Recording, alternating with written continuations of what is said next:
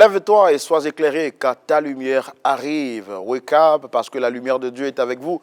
J'espère bien que nous vous trouvons en bonne santé et que au son de ma voix, vous êtes très heureux de savoir que le Seigneur vous a maintenu en vie. En fait, il vous a renouvelé sa grâce ce matin. La Bible le dit, que ses grâces se renouvellent chaque matin comme l'aigle. Et nous sommes très heureux d'être avec vous aujourd'hui au travers le petit écran. Et justement, nous bénissons le Seigneur qui vous donne la force et la possibilité d'être en vie et surtout en bonne santé. Shalom Franck Cobet qui est avec nous sur ce plateau. Shalom Roland, comment vas-tu? Très bien, par la grâce de Dieu. Bien réveillé? Super bien, par la grâce de Dieu. Voilà, et puis grand bonjour à tous les téléspectateurs qui nous suivent depuis leurs familles respectives, depuis leurs pays respectifs. Shalom à vous et surtout que la paix du Seigneur soit sur vous. Merci beaucoup. Également, nous sommes en direct de Liège, cette église qui nous reçoit dans le cadre de notre tournée européenne.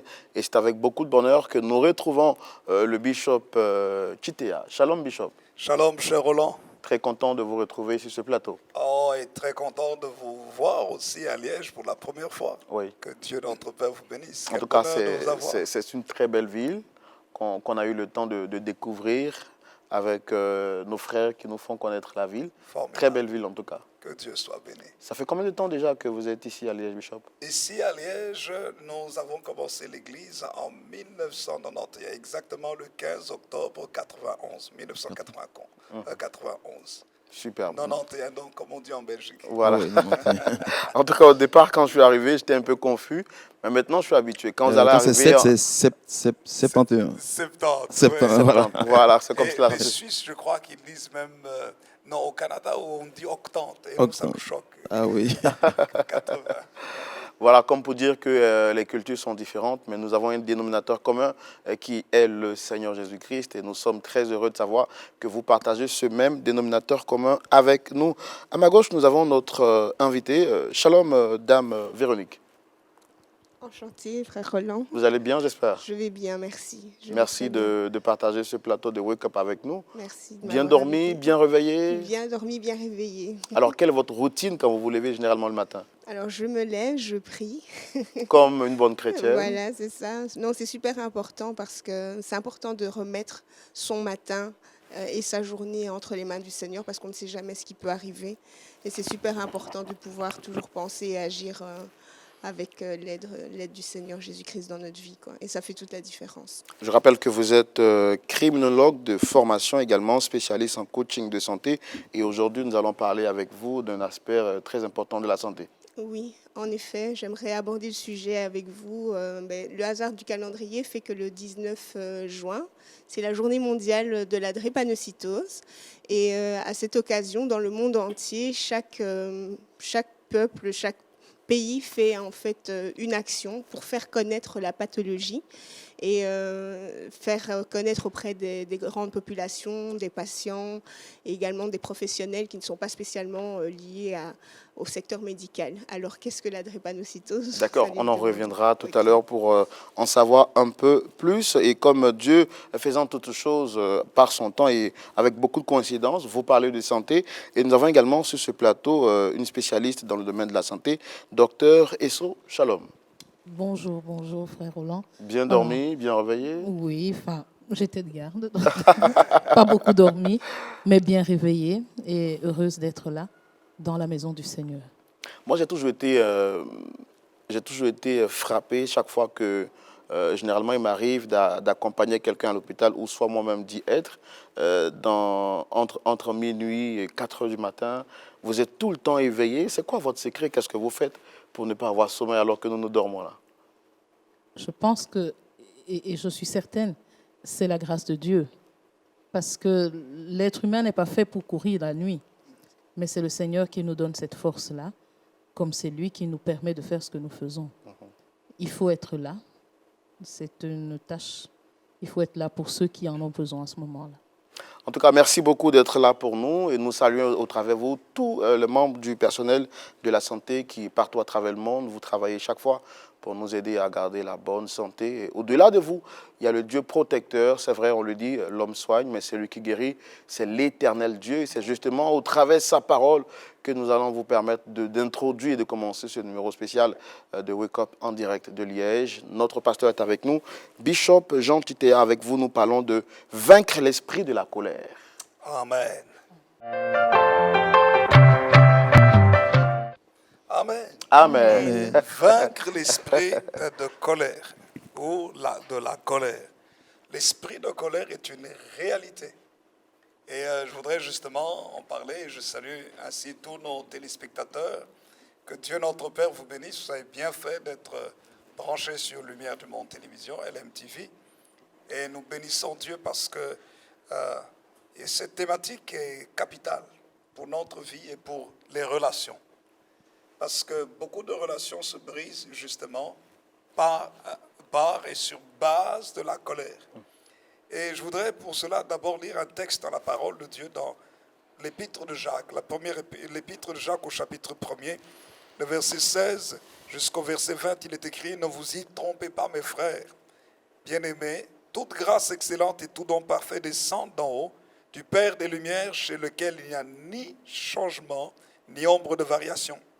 Il nous a engendrés selon sa volonté par la parole de vérité, afin que nous soyons en quelque sorte les prémices de ces créatures. Sachez-le, mes frères bien-aimés, verset 19 nous dit, « Ainsi que tout homme soit prompt à écouter, lent à parler, lent à se mettre en colère, car la colère de l'homme n'accomplit pas la justice de Dieu. » Nous disent les Saintes Écritures. Quand nous lisons la parole, nous réalisons qu'il y a différents types de colère. Et j'anticipe déjà parce que je sais que mes chroniqueurs sont très pointilleux dans les questions. Ils me parleront de la colère de Dieu. Oui. Ah, ça, je le savais, je l'ai vu venir. Mais la parole de Dieu nous montre effectivement ici, il est écrit, car la colère de l'homme n'accomplit pas la justice de Dieu. Donc il y a une colère humaine. Et quand nous parlons de l'homme, nous voyons bien sûr l'homme dans tout son état, et spécialement dans sa déchéance. Lorsque l'homme a transgressé les commandements de Dieu, malheureusement, son âme a été souillée. Et ce qui peut sortir de l'âme de l'homme n'est pas toujours bon. Et malheureusement, nous le voyons aussi, comment est-ce que la colère peut détruire et détruit les familles. Nous avons des médecins et des gens qui travaillent dans le milieu médical et relationnel. Et vous allez voir combien dans les hôpitaux, de nombre de personnes ont été accueillies aux urgences parce qu'elles ont reçu des coups. Et certaines personnes, parce qu'elles sont presque à l'agonie, parce que quelqu'un était fâché et puis a pris un couteau sous l'effet de la colère, a poignardé l'autre.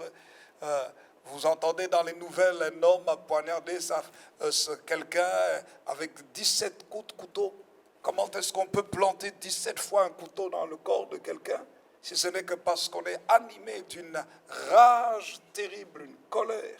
Vous entendez parler des femmes qui ont des bras cassés parce que leur mari les a battus. Et malheureusement, il y a des féminicides où des hommes tuent leurs femmes.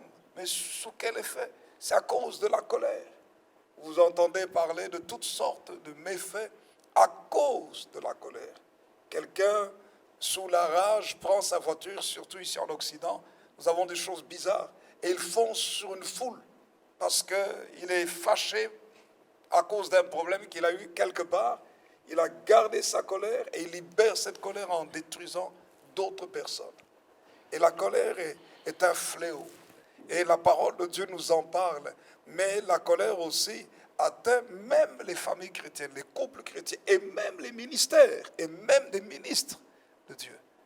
Et l'apôtre Jacques ici nous parle clairement en disant, attention mes frères, ne vous y trompez pas.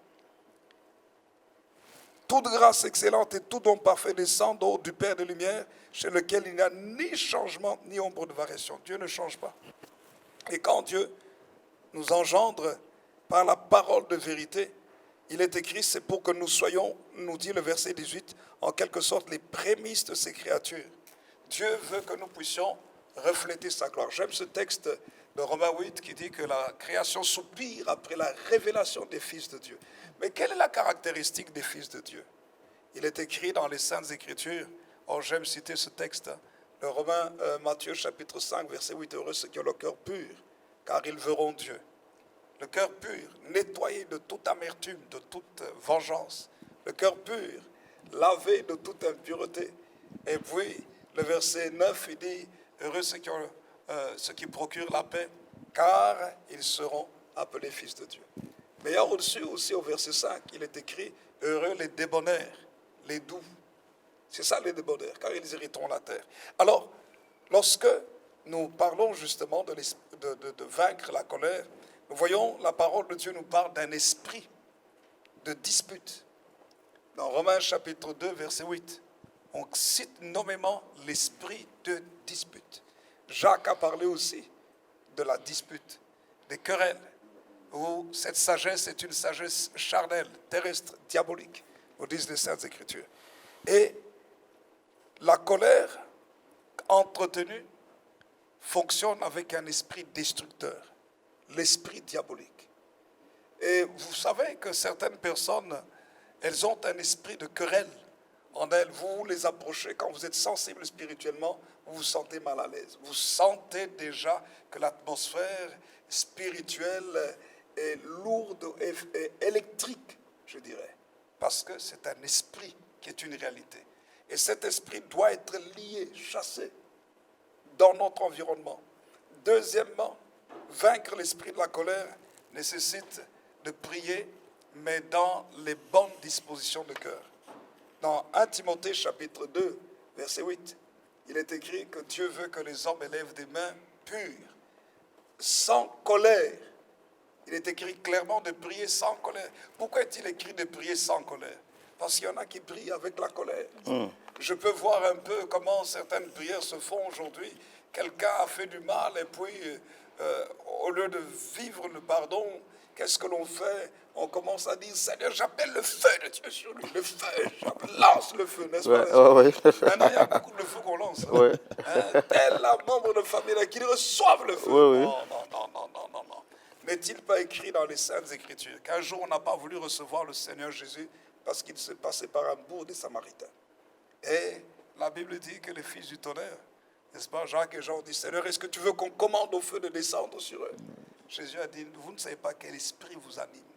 La puissance de la colère est une réalité.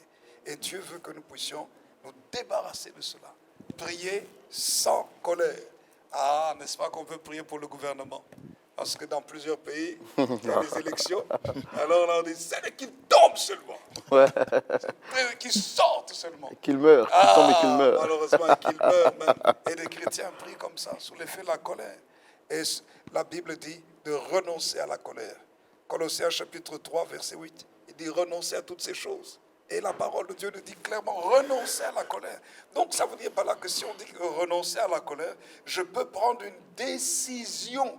Parce que bien souvent, les gens, quand ils se mettent en colère, disent non, c'était plus fort que moi. Mais quand le Saint-Esprit est dans notre vie, nous pouvons prendre la décision. Parce que nous allons remarquer que la colère est un choix.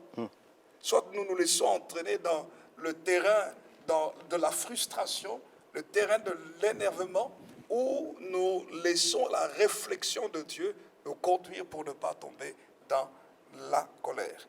La parole de Dieu nous dit dans Jacques, que nous avons lu ici, que pour éviter justement la colère, qu'est-ce qu'il faut faire?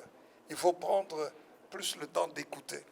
Il est écrit, sachez-le, mes frères bien-aimés, verset 19, Jacques 1, 19, 20. Ainsi que tout homme soit prompt à écouter, lent à la colère, lent à parler, lent à se mettre en colère. Car la colère de l'homme n'accomplit pas la justice de Dieu. Et ça, c'est capital. Il faut faire quoi? Plus écouter qu'être prêt à répliquer. Il y a parfois des gens, quand, je me rappelle, un jour, quelqu'un était dans une situation vraiment en colère. Et vous avez parfois des serviteurs de Dieu qui se mettent vraiment en colère. Ouais. Et qui, par la colère, peuvent détruire même leur ministère. Certaines se mettent en colère, maudissent même leur propre église. Certaines personnes maudissent leurs propres enfants à cause de la colère.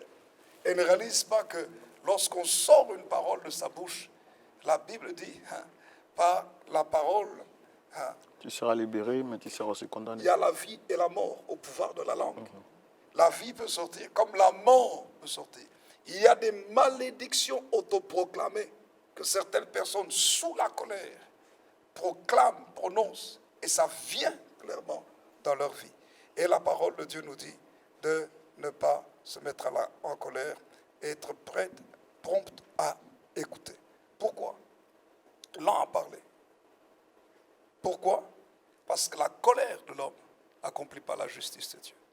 Bien souvent, lorsque je peux voir quelque chose qui commence à faire bouillonner mon cœur, je me pose toujours la question, si je me mets en colère, qu'est-ce que je vais gagner après? Bien souvent, lorsqu'on se met en colère, on casse une relation. On se met en colère, on a frustré les autres.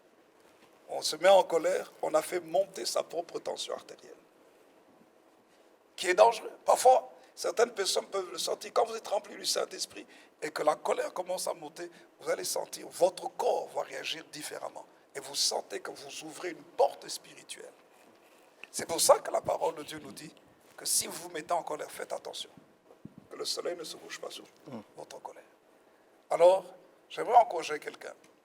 Si vous avez la colère, la première chose, avant de vous mettre en colère, réfléchissez. Deuxième chose, si la colère arrive, parfois il faut sortir avec sagesse. Troisième chose, respirez. Prenez de l'air, prenez le temps de respirer. La respiration est importante pour réoxygéner le corps et quelque part aussi pour vous libérer des tensions internes. Quatrième chose, parlez de votre colère à quelqu'un. Qu'est-ce qui vous frustre? Cinquièmement, recevez des conseils pour ne pas vous mettre en colère. Et c'est très important. C'est pour ça qu'il y a des thérapeutes qui sont là aussi. Tout ça pourquoi? Pour que nous puissions vivre bien dans la paix. Dieu veut que nous vivions dans la paix. Dieu veut que nous vivions dans la bénédiction. Des colères ont fait perdre la bénédiction. L'un des plus grands exemples que je trouve dans la Bible de la colère, c'est Moïse. Moïse qui, sous la pression, Dieu lui dit, parle au rocher. Moïse est en colère à cause du peuple. Il frappe le rocher à 2 reprises. L'eau sort. Dieu exauce le peuple. Mais Moïse perd toute sa bénédiction. Lui qui devait introduire Israël dans la terre promise, Dieu lui dit, vous ne m'avez pas honoré devant Israël. Tu vas voir la terre promise de loin, mais tu n'y entres pas. Moïse a supplié du Seigneur. Dieu dit non. À cause de quoi? La colère. C'est par la colère aussi que Pierre a coupé l'oreille de Malchus. Oui. La colère est très dangereuse. Et on doit faire très très attention.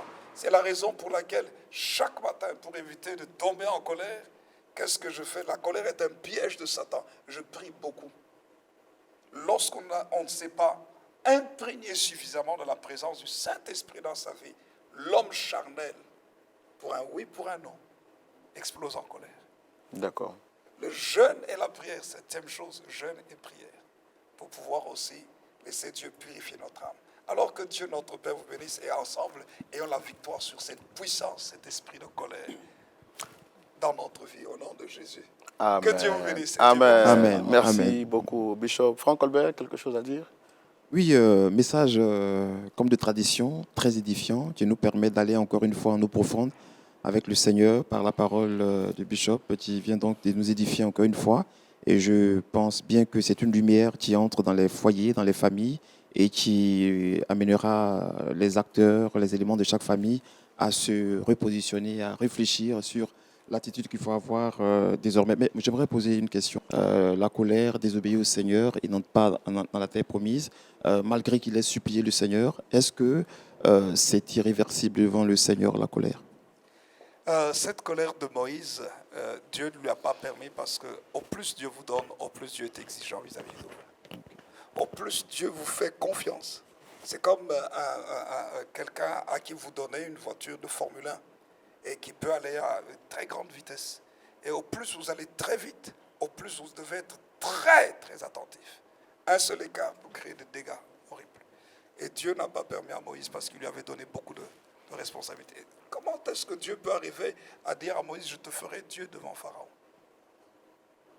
Oui, C'est que s'il il dit, je te fais Dieu devant Pharaon, ça veut dire, je te donne cette autorité telle que tu vas parler, et puisque les pharaons étaient des demi-dieux, moi je te fais Dieu pour que vous puissiez causer correctement. Si Moïse venait en tant qu'homme, Pharaon n'allait jamais le recevoir. Mais Pharaon le reçoit en tant que personnalité spirituelle, au même rang que lui, dans la divinité. Et cette divinité se manifeste par les signes, les prodiges et les miracles. Et Dieu est très exigeant. Quand il te donne le pouvoir des signes, des prodiges et des miracles, tu es obligé de suivre ce qu'il te dit. Si tu ne le fais pas, tu le déshonores. Et un déshonneur à un niveau de responsabilité élevé, c'est plus qu'un clash. C'est pour ça que au plus on est élevé dans la hiérarchie et dans la position dans la vie, on doit faire très, très attention. Une seule erreur de notre part peut créer de très grands dégâts. D'accord, voilà. Bishop. En tout cas, vraiment, merci pour cet éclairci. Nous comprenons donc que la colère n'est pas bon, n'est pas à pratiquer dans la vie d'un chrétien. Docteur Véronique, docteur Esso, autant pour moi, je voudrais savoir, est-ce que la colère a des répercussions sur la santé d'une personne? Oui, bien sûr. Et je le notais quand le bishop l'a dit, que la tension peut monter effectivement. Se mettre en colère, il y a des mécanismes physiologiques qui font qu'il y a l'adrénaline qui monte. Et l'adrénaline entraîne des palpitations, entraîne une poussée de tension. Et il y a des gens qui meurent à cause de leur colère. Parce que quand la tension monte de manière brutale très rapidement, on fait des AVC, on fait des accidents vasculaires cérébraux, on fait des infarctus. Il suffit d'avoir les artères du cœur pas en très bonne santé. Quand la tension monte très fort, on fait une crise cardiaque. Donc, si même ceux qui aiment réclamer de vouloir leurs droits en se mettant en colère, qui pensent au moins à leur propre santé, se mettre en colère tue. Se mettre en colère tue, voilà, c'est ce que notre docteur spécialiste de la santé donc, nous fait comprendre. Rapidement, un mot à dire par rapport à la prédication du pasteur. C'est vraiment très, très pertinent parce que ce n'est pas simplement également dans la vie spirituelle ou médicale, mais c'est vrai que dans la vie de tous les jours, et surtout quand on a une pathologie chronique aussi, il y a des gestes d'attention qu'il faut faire, et notamment, c'est vraiment être calme et pouvoir se gérer, c'est vraiment très, très pertinent. Voilà, vous l'avez dit, hein, vous faites bien de le signifier, c'est très pertinent ce que vient de dire notre pasteur, le bishop Jean Kitea. Mais nous savons également que sans l'aide de Dieu, il nous est impossible de pouvoir vaincre la colère, parce que la colère fait partie de nos habitudes de tous les jours, n'est-ce pas, bishop? Et c'est pourquoi je voudrais vraiment que vous puissiez nous recommander en prière, et ce téléspectateur qui regarde cette émission, qui est lui-même peut-être victime de la colère, que Dieu puisse nous aider. Merci, cher Roland. Je voudrais juste rebondir sur ce que tu viens de dire. La colère ne doit pas faire partie de notre vie. Nous devons vraiment cultiver la douceur, cultiver l'amour. C'est ce dont la parole de Dieu nous parle. Mais c'est vrai que la colère nous enveloppe, nous environne. Et nous devons gérer, nous devons faire très très attention à ça. Je voudrais juste, avant de prier, rebondir sur ce que le docteur Esso a dit. Il y a une caractéristique de notre peuple africain, très en colère. Il y a beaucoup d'AVC, justement, et de poussées de tension à cause des problèmes. Et le peuple africain est sujet aux AVC actuellement, beaucoup, à cause de ces pressions. Et alors, on doit faire très, très attention à ça. Alors, nous allons prier. Merci, Bishop. Seigneur, nous voulons te bénir et te louer pour ta grâce et ta miséricorde. Nous savons, Seigneur, que parfois, les situations de la vie font qu'on est préoccupé. Et c'est pour ça que tu nous donnes la prière. Tu as dit, déchargez-vous sur lui de tous vos tracas, car lui-même prend soin de vous. Seigneur, cela est écrit dans ta parole. Tu as dit, recherchez la paix avec tous et la sanctification sans laquelle personne ne verra le Seigneur. Seigneur, nous prions pour ça. Tu as dit, venez à moi, vous tous qui êtes fatigués et chargés, et je vous donnerai du repos. Prenez sur vous mon joug et recevez mes instructions, car je suis doux et humble de cœur, et vous trouverez du repos pour vos âmes. Nous voulons que nos âmes soient dans la paix, et nous voulons connaître les techniques nécessaires dès qu'il y a quelque chose qui ne va pas, apprendre à tout déposer à tes pieds, et ainsi nous décharger de tout fardeau, Seigneur, et recevoir de toi la paix. Je prie pour un frère, je prie pour une sœur, je prie pour une famille qui peut-être est en colère, peut-être justifiée ou injustifiée. Et nous savons que même des colères justifiées qui, lorsqu'elles sont maintenues, créent des déséquilibres dans la santé, créent des déséquilibres spirituels, créent des déséquilibres relationnels et autres. Seigneur, voilà pourquoi je prie pour la paix de Dieu dans le cœur de chacun et chacune. Et Seigneur, et si quelqu'un est malade à cause de la colère, je prie qu'il pardonne ou elle pardonne et que les pensées soient changées. Si quelqu'un est accroché à un méfait qu'il a vécu, qu'elle a vécu, Seigneur, qu'elle pardonne et soit libre. Au nom de Jésus, que l'esprit de colère soit vaincu et que les frustrations soient gérées correctement par la puissance du Saint-Esprit. Au nom de Jésus. Amen. Amen. L'esprit de colère est vaincu. Désormais, nous avons la victoire sur la colère sous toutes ses formes.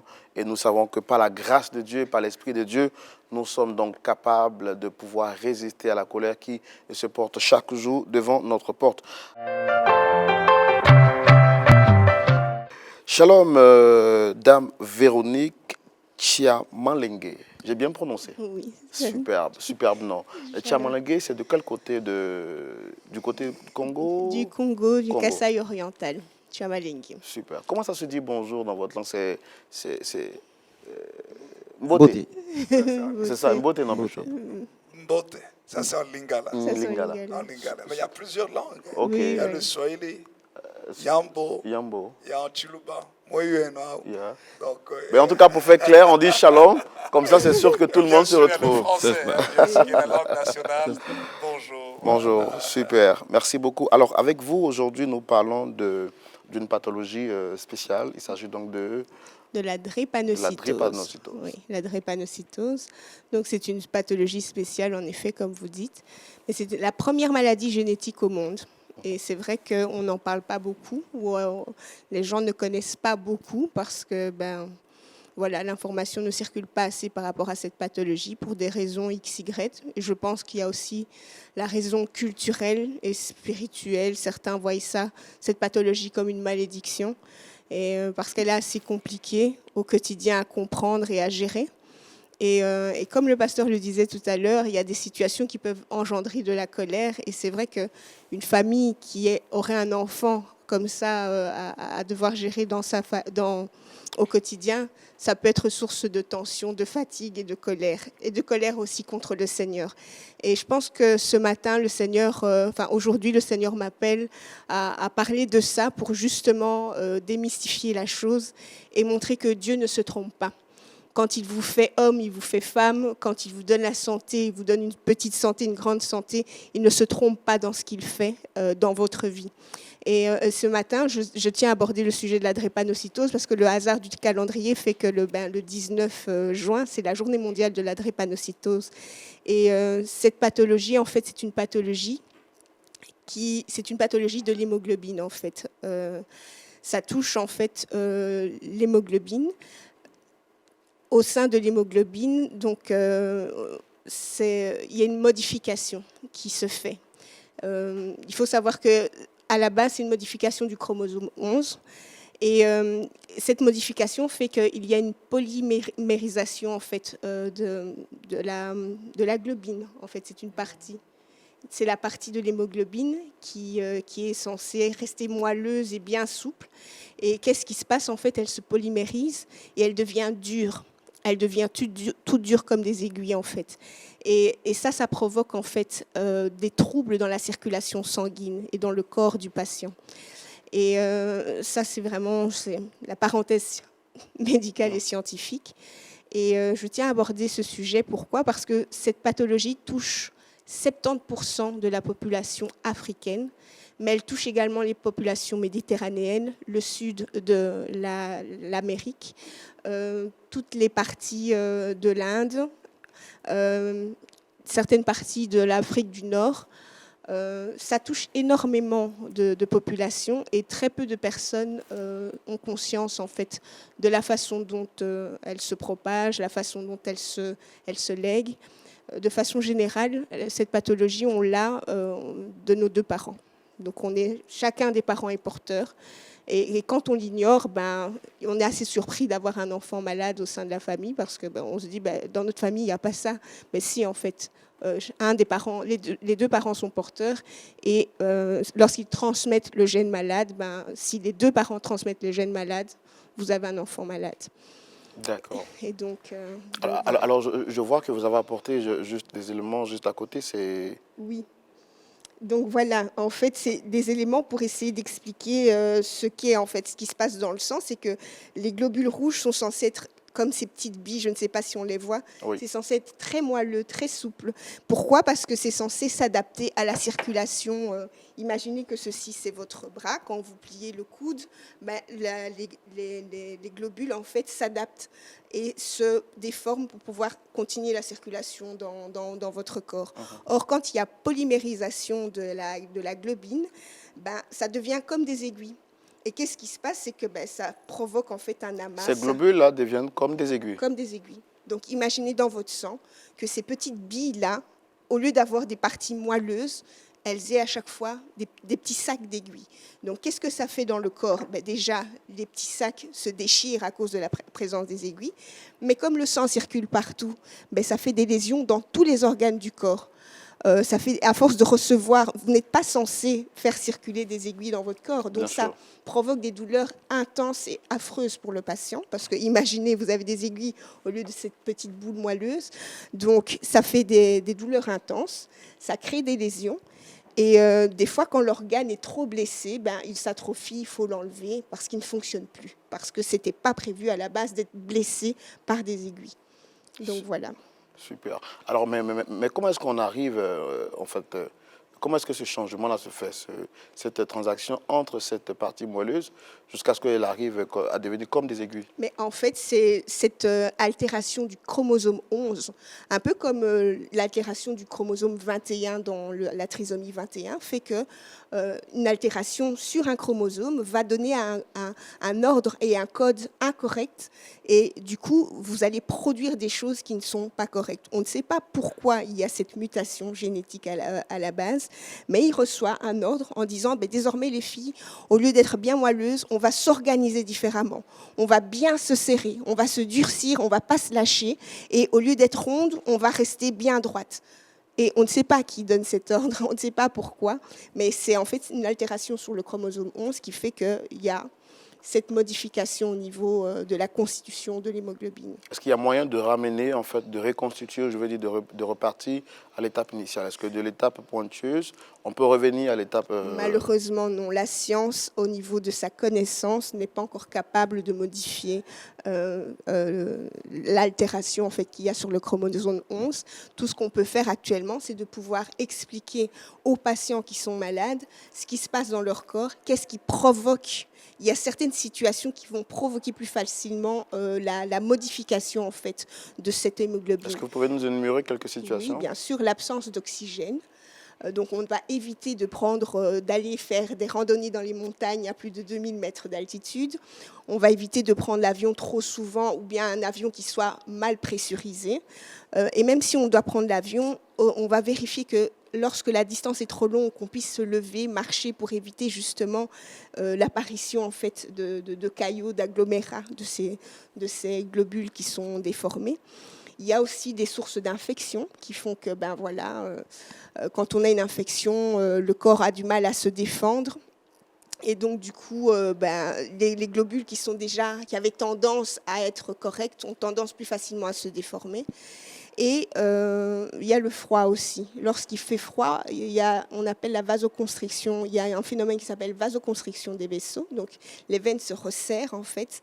Et donc, du coup, les globules qui auraient pu passer et circuler normalement et qui ont tendance à se déformer vont se boucher dans les vaisseaux.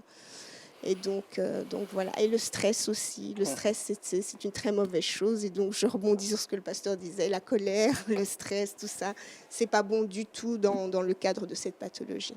D'accord. Voilà qui est clair. Moi, je pense que j'en ai fini avec mes questions. Est-ce qu'il y a moyen d'en guérir? On sait faire, dans certains cas de figure, on sait faire une greffe de moelle. Donc une greffe de moelle osseuse, donc c'est vraiment remplacer la moelle du patient par la moelle d'un autre donneur. Et alors, voilà, ce qui se passe, c'est que génétiquement, avec une nouvelle moelle, l'ordre n'est plus donné et le corps fonctionne normalement. Donc Donc voilà. au jour d'aujourd'hui, la médecine n'a pas encore réussi à trouver de façon exacte. À ma connaissance, pas. Mais le Seigneur Jésus est capable de guérir tout ça, Bishop. Le Seigneur Jésus est capable de guérir, c'est vrai. Et le Seigneur Jésus guérit de plusieurs manières. Le Seigneur Jésus guérit aussi par la médecine. Pourquoi je dis ça? Parce qu'on a l'impression que parce qu'on prie, on ne peut pas se soigner. Et à cause de ça, surtout chez nous en Afrique, beaucoup d'enfants sont morts.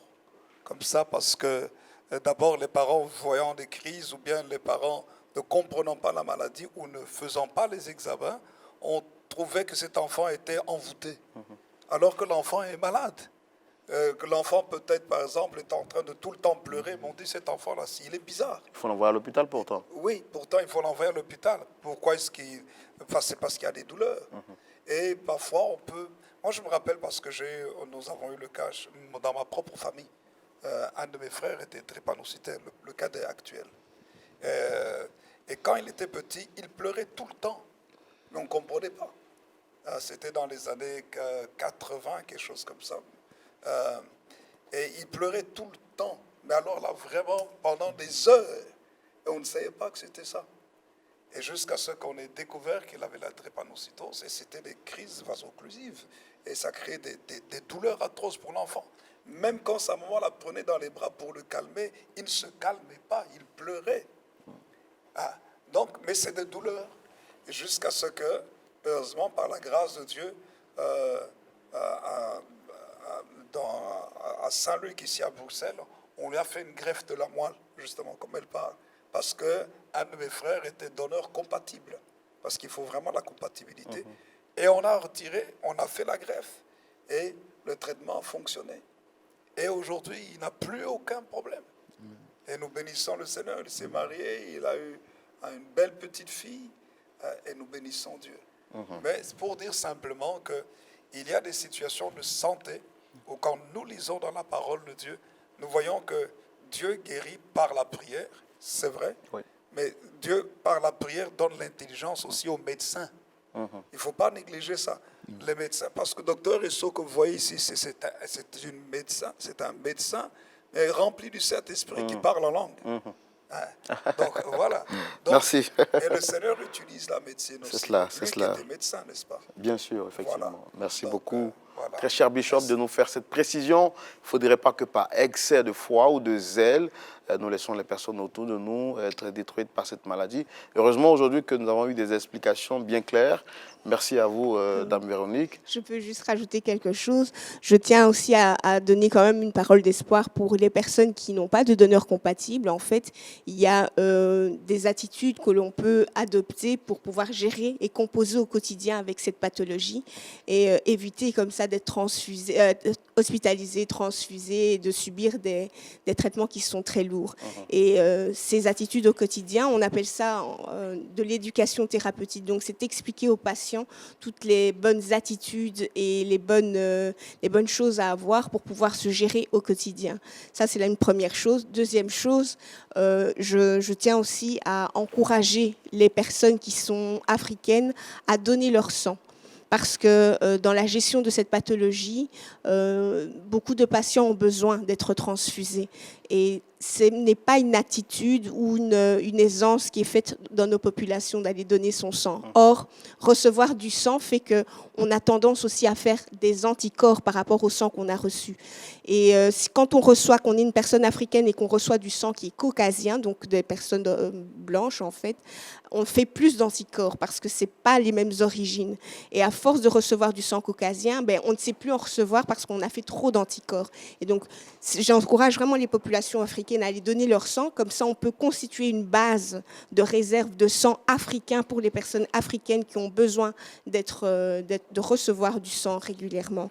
Et la dernière chose, c'est vraiment que voilà, il faut vraiment que l'information circule au sein de nos populations pour pouvoir améliorer la prise en charge et la qualité de vie des patients. Pas simplement donner l'information auprès des patients et de leurs familles, mais également à toutes les personnes professionnelles qui gravitent dans la vie des patients. Donc les employeurs, les professionnels de santé dans les écoles, les professeurs d'écoles maternelles, primaires, mais également d'université, pour qu'on puisse mettre en place des aménagements pour permettre aux patients d'avoir une vie tout à fait normale, d'étudier, d'aller jusqu'au bout de leur cursus, pouvoir travailler et des choses comme ça. Merci beaucoup, Dame Véronique Chiamalengue. Je rappelle que vous êtes criminologue de formation et vous êtes spécialiste coach de santé. Avec vous, nous parlions donc de la drépanocytose. Franck Colbert, quelque chose à rajouter avant qu'on ne... Oui, j'ai bien peur du temps. Si le bishop pourrait nous répondre juste en 2 secondes. Est-ce que Madame a parlé de la première maladie génétique au monde. Cette situation remet sur la table le débat autour des examens médicaux avant le mariage. Est-ce que l'Église devait encourager cela, pasteur? Oui. Moi, personnellement, j'encourage les personnes à faire des examens médicaux avant le mariage. Pour quelle raison? La raison est qu'il faut entrer dans le mariage en connaissance de cause. Premièrement, d'abord, par exemple, avec les maladies du sida. Parce qu'aujourd'hui, des gens peuvent vivre aussi avec le sida, mais c'est important, en suivant les traitements, c'est important qu'une personne soit au courant de l'état de santé. Au niveau de la drépanocytose, vous avez un risque, si vous êtes vraiment porteur, d'avoir des enfants qui vont vous demander beaucoup plus d'attention. Donc, qu'est-ce qu'il faut faire? Faire des examens médicaux avant le mariage et être responsable. Parce que quand vous aurez des enfants, mais il faut prendre conscience que la charge sera plus importante. Effectivement. Merci. Et il faut être conscient de ça. C'est un grand débat dans l'Église. Yeah, effectivement. Merci Oui, beaucoup. je sais. Merci beaucoup, Bishop. Avec vous, on pourra en parler vraiment tellement longtemps. En tout cas, merci à vous également pour tout cet éclairci que vous nous apportez sur cette maladie. C'est la première fois pour moi de voir de plus amples des informations bien détaillées, comme vous venez de le dire. Et vous l'avez dit, hein, tous nos frères africains sont appelés donc à se faire former et à connaître. Mais également, Lumière du Monde Télévision n'est pas seulement qu'une télévision africaine. Nous sommes ouverts aujourd'hui au monde entier et nous sommes la première télévision chrétienne africaine à être diffusée dans le bouquet français, notamment avec l'opérateur Free au numéro 455. À présent, changeons donc de sujet. Restons toujours dans le domaine de la santé et recevons donc un autre invité qui nous parlera donc de l'attitude à avoir après la maladie à coronavirus ou bien après la maladie à Covid. Et ce sera donc dans la rubrique avec notre invité juste après le jingle. Docteur Isso, shalom. Shalom. Tout à l'heure, je vous ai vu regarder avec beaucoup d'attention notre invitée, Dame Véronique, qui parlait d'un domaine auquel vous n'êtes pas ignorante. Oui. Parce que vous êtes également docteur, vous exercez en tant que spécialiste dans un domaine bien précis. Oui, médecin urgentiste. Médecin urgentiste. On entend quoi par médecin urgentiste? Mais c'est l'endroit où vont tous ceux qui ont mal et qui ne savent pas, qui ont besoin de soins rapides dans les hôpitaux. C'est le service des urgences. Donc, c'est toutes les pathologies aiguës et subaiguës, a priori. D'accord. Et avec vous, aujourd'hui, nous parlons de précautions post-Covid. Oui, j'ai voulu parler de ça parce que, évidemment, en tant que médecin urgentiste, on était en première ligne pour voir un peu ce que le Covid a fait. On a été surpris, on a été dépassé et puis on a observé. Et au bout de ces 2 ans et demi presque, au moins 2 grosses vagues et 2 petites vagues, vers la fin, on arrivait à pouvoir deviner qui pourrait s'en sortir, qui ne s'en sortirait pas. Et donc, enfin, humainement, parce qu'on a vu des gens qu'on pensait ne pas pouvoir s'en sortir, mais qui sont très bien aujourd'hui. Ça nous montre nos limites en tant qu'être humain, ça nous montre que nous ne faisons que soigner et Dieu guérit. C'est lui qui décide quand il guérit. Mais nous avons pu quand même avoir une réflexion sur le fait que certaines attitudes nous prédisposaient à être victimes plus facilement que d'autres. Et on s'est posé la question, ici on a eu le coronavirus, demain si on a quelque chose d'autre, est-ce qu'il ne faut pas penser à se préparer? Et donc en méditant là-dessus, quand je lis dans la première épître de Paul aux Corinthiens, où il dit que ne savez-vous pas que votre corps, au chapitre 3 je pense, ne savez-vous pas que votre corps est le temple du Saint-Esprit et que l'Esprit de Dieu habite en vous? Celui qui détruit ce corps, Dieu le détruira. Moi, ça m'a ébranlé et c'est pour ça que j'ai voulu parler de ça. Nous sommes chrétiens, nous prions beaucoup. On vient de dire, Véronique vient de le dire, parfois nous avons des pensées mystiques sur ce qui n'est qu'une maladie et nous ne faisons pas attention à notre santé. Et nous nous exposons à être victimes beaucoup plus facilement d'une pathologie qui peut-être ne devrait pas nous faire du tort. La Bible dit que ce sont les vivants qui louent l'Éternel et pas les morts.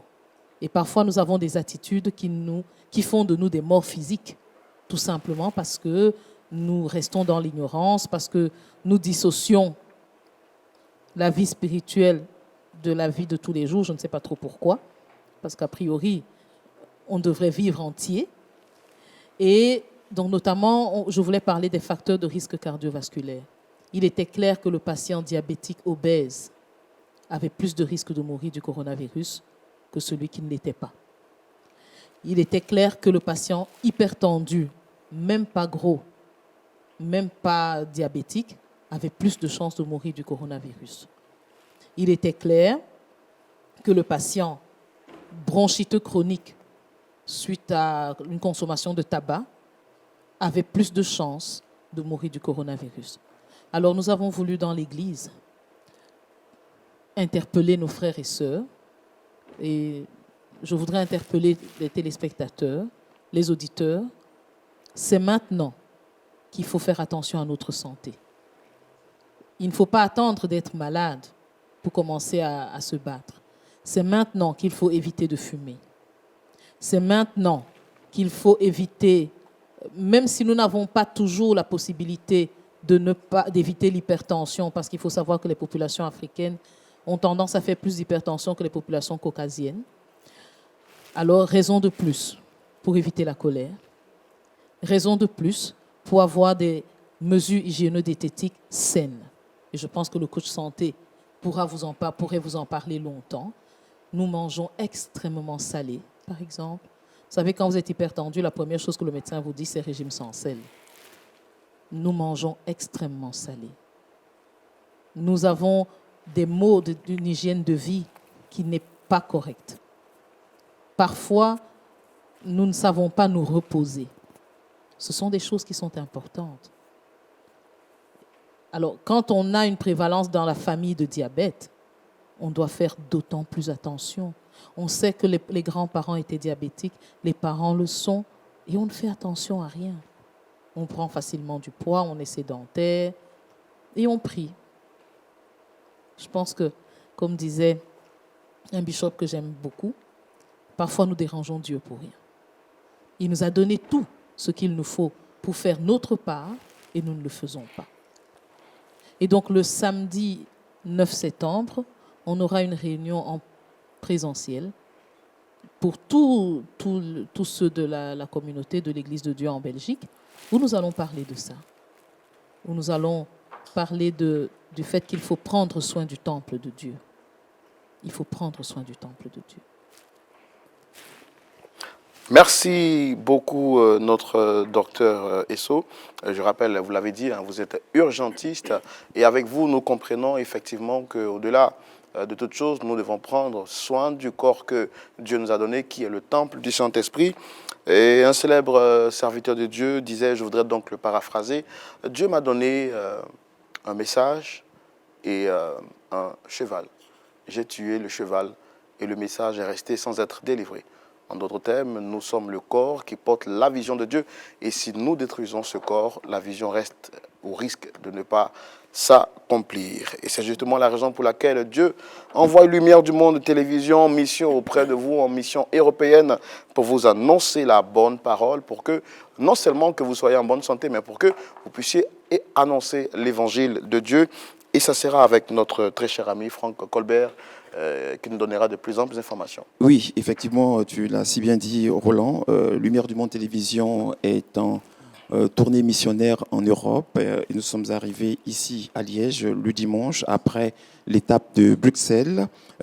Ici à Liège, nous sommes accueillis par l'église de la Nouvelle Jérusalem, accueillis dans une ambiance fraternelle, très chaleureuse. Nous profitons pour dire merci à toute l'Église et surtout à sa tête, le bishop Jean Kiteya. Merci papa pour cet accueil qui nous va droit au cœur. Et juste après ici, nous serons en France le vendredi 23 juin. Nous aurons un culte en direct. Le culte sera donc en direct sur Lumière du Monde Télévision à Marseille, à l'église évangélique Sébastopol, c'est à Marseille. Et le samedi 24 juin, nous serons à l'église Antube, Côte d'Azur, toujours en France. Le jeudi 27 juin, nous aurons donc le culte en direct de l'église évangélique Un Max de Vie à Saint-Maximin, toujours en France. Et la série Sur le gâteau, vous le savez. Le samedi 1er juillet, nous serons donc en France, où nous allons faire le lancement officiel de Lumière du Monde Télévision en Europe. Vous le savez, et nous en avons énormément parlé. Lumière du Monde Télévision, depuis le 13 juin, est entrée par la grande porte dans l'histoire des médias internationaux en devenant la première chaîne de télévision chrétienne évangélique diffusée par le bouquet Canal en France, un bouquet de prestige en Europe, qui diffuse donc désormais les productions de Lumière du Monde Télévision, la première télévision chrétienne évangélique diffusée donc par ce bouquet de prestige. Et le 1er juillet, je le disais, donc, nous aurons donc le lancement officiel de Lumière du Monde Télévision en France. C'est un programme très alléchant. Nous aurons donc le matin à 11h une conférence de presse, toujours à l'hôtel Pullman à Paris, Montparnasse, en France, à 11h. À 14h, nous aurons un plateau de télévision qui nous permettra de présenter Lumière du Monde Télévision et les grands chantiers de cette télévision dans le monde pour toujours dans le noble objectif de gagner davantage des âmes au Seigneur. Et le soir, donc à 19h30, heure de France, 17h30, temps universel, nous aurons donc le culte en direct de l'hôtel Pullman avec, retenez bien, la crème de tous les leaders de l'église évangélique en France. Nous aurons donc des invités qui viendront, des hommes de Dieu qui viendront de la France, de la Belgique, d'Allemagne. Ça sera donc le final pour cette grande tournée missionnaire européenne de Lumière du Monde Télévision. Merci beaucoup Franck Colbert. Avec toi, donc, nous parlions juste du programme de lancement de Lumière du Monde Télévision ici en France, plutôt je vais dire en France, et également de la tournée européenne de Lumière du Monde Télévision en Europe. Bishop, un appel à lancer à toute la communauté chrétienne en Europe pour ce lancement. Nous voulons encourager tous nos bien-aimés, tous les chrétiens de toute l'Europe, de toute la francophonie, de se lever et de soutenir Lumière du Monde Télévision. Parce que la Lumière du Monde Télévision, ou LMTV, est une chaîne chrétienne qui, d'abord, diffuse toute la parole de Dieu et les différentes émissions avec différentes thématiques, et puis même la musique chrétienne, qui est là. Toutes les variétés musicales chrétiennes sont présentes sur Lumière du Monde Télévision. Et pour nous, c'est une fierté d'avoir cette chaîne de télévision sur le bouquet Free en France, sur le canal 455. Et nous croyons que par la grâce de Dieu, en tout cas nous prions pour ça, que Lumière du Monde Télévision arrive aussi en Belgique, pourquoi pas sur Proximus, sur vous ou autres. Et nous prions pour ça, parce que nous avons besoin ici en Europe de chaînes chrétiennes comme on a aux États-Unis. Parce qu'il n'y en a pas. Et nous bénissons le Seigneur pour ce travail qui a été fait et nous ne pouvons que l'encourager et surtout soutenir LMTV. Que Dieu vous bénisse. Merci beaucoup, Bishop. Vous avez bien fait de le dire. Pourquoi pas une chaîne, pourquoi pas LMTV ici en Belgique. C'est vrai, nous avons commencé avec Free, mais nous croyons par la foi que les autres opérateurs en France, en Europe également, suivront. Et comme vous l'avez dit, une télévision chrétienne, typiquement à la gloire de Dieu en Europe, s'installe. Je crois bien que c'est Lumière du Monde Télévision, parce que nous sommes la lumière du monde, et ça, c'est ce que le Seigneur nous dit. Merci à vous toutes et à vous tous d'être restés fidèles jusqu'à la fin de cette émission. C'est avec beaucoup de plaisir que nous avons proposé cette matinale, et j'espère bien que vous resterez tout au long de la journée dans la présence de Dieu. N'oubliez pas, celui qui marche avec le Seigneur ne sera jamais confondu. Shalom à vous, et que la grâce de Dieu vous accompagne. Wow. Au revoir. Au revoir. Au revoir.